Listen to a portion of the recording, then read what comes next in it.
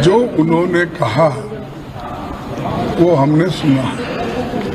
देश के हित में उन्होंने कहा कि कोई चीज कॉन्फिडेंशियल है रक्षा के विषय में,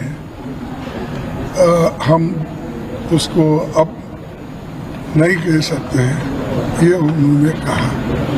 तो हम सभी जितने भी पार्टी के लोग थे सभी ने ये बताया कि इस घड़ी में, इस संकट के घड़ी में हम सब आपके साथ हैं और आप जो काम कर रहे हैं करते रहिए और देश के हित में हम आपके साथ रहेंगे।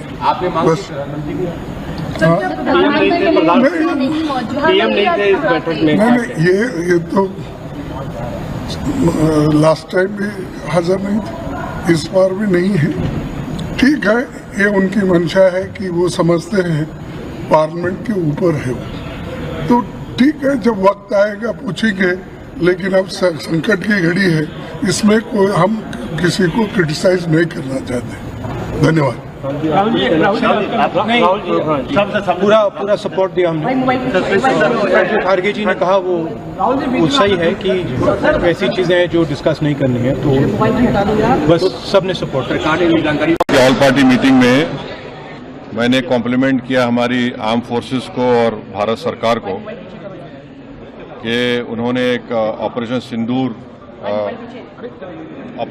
को अंजाम दिया। मैंने अपनी बात में ये कहा कि एक इंटरनेशनल कैंपेन हमको चलाना चाहिए टीआरएफ के खिलाफ, और ख़ास तौर से सिक्योरिटी काउंसिल इसको डिजिग्नेट करे, और हमको यूनाइटेड स्टेट्स ऑफ अमेरिका को ये बताना है कि वो अपने ही मुल्क में इसको फॉरेन टेररिस्ट ऑर्गेनाइजेशन डिजिग्नेट करे।